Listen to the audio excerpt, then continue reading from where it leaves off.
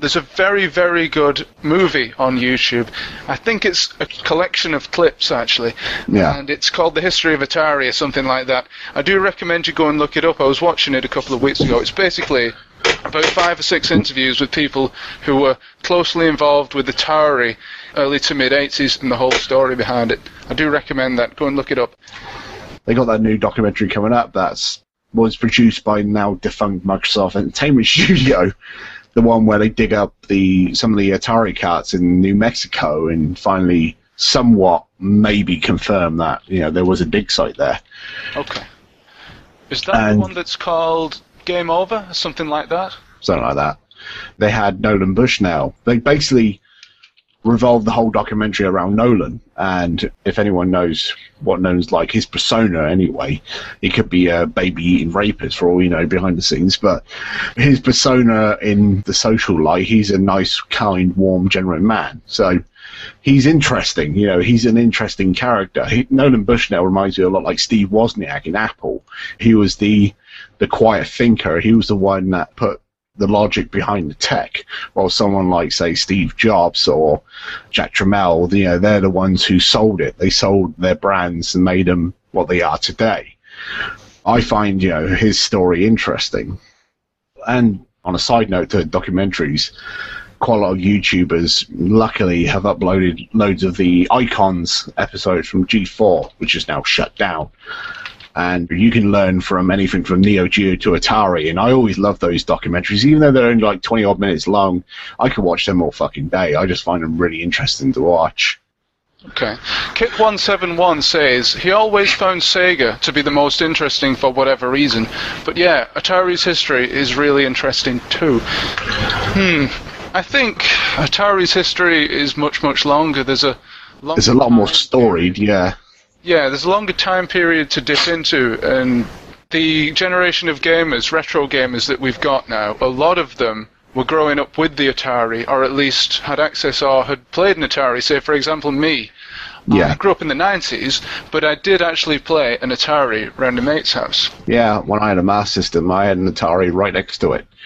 And by then, late 80s, coming to early 90s, I could get a bag load of games for a couple of quid, so I must have had 100 games at least without even trying. At one point, when I finally got rid of my Atari to one of my nephews, I gave him a black sack full of games. I had hundreds of them.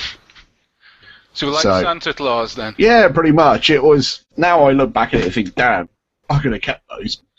With the E.T. thing, it's not the only reason I'm going to watch the Angry Video Game Nerd movie, but I have to say, I'm definitely watching it now. He's writing a story based around that. But isn't that a weird coincidence that this documentary goes to Mexico to dig up for cartridges, finds them, and then at the same time, the Angry Video Game Nerd movie has the same plot line going through it? It's just such a weird timing and coincidence. Of course, the Angry Video Game Nerd movie was made 2 years ago, so it was just a weird coincidence to me. And yeah, I'm looking forward to seeing that. Probably won't end up on UK cinemas, but hopefully it'll be on VOD or something. I would love to finally sit down and watch that movie.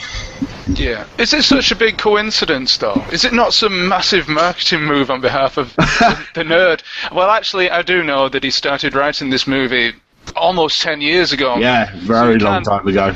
Yeah, and it wasn't necessarily in the public eye at that time, although it was a bit of an underground thing, if you'll excuse the pun. It's definitely an underground thing. Well, yeah. Well, no, it's always been an urban legend, and now that sort of urban legend, even though there was evidence pointing towards that ever since it happened, it's now weird to know that it somewhat is true. I can't imagine it's all ET carts, because from what you saw in the pictures, when the workmen found these cartridges, they were different types of games altogether. So they were literally like taking cartridges from like their storage warehouses and just dumping them in the hundreds of thousands. It wasn't just ET carts. It's such a weird thing to see. I think everyone was in love with the urban legend, but now it's somewhat been confirmed, and I find it interesting. I'm really looking forward to watching that documentary. Other people just seem to want to shut their eyes and pretend it never happened, which is really weird. No, I can't see why you'd want to do that, especially when it's something so iconic as this. You've got to embrace this stuff. These are the things that take retro gaming out of its corner and move it into the more mainstream. So, say you'll open the Sun newspaper to page 5. I never read the Sun, for the record. It was on like very close to the front page of most national newspapers. I remember that on one of them. I think it might have been, say, the Daily Star, which is basically the Daily Sport with less nipples. It was on the front page. Yeah, so it transcended gaming and geekdom and all this bollocks. It was actually talked about news posts for a little while. It was pretty cool to see. I think it's the whole treasure hunt thing, especially with the Sun readers. They like to think that they can go out into the garden with a shovel and dig up a load of ET cartridges. But on that point, it's interesting, even though they buried hundreds, maybe even thousands of these carts, there's still millions of them hanging around. Everybody who's got an Atari has got ET. Yeah, I haven't though, but yeah. Oh, right, okay. I haven't got an Atari console. I just find them overpriced at the moment, but E.T. is synonymous with being the worst game of all time, blah, blah, blah. I've done a gameplay video of it, I think we've all done one. It's one of those games where, like it or love it, it's iconic. It's one of those games that some people think was the fall of Atari, where literally it was a lot more factors in that one game alone.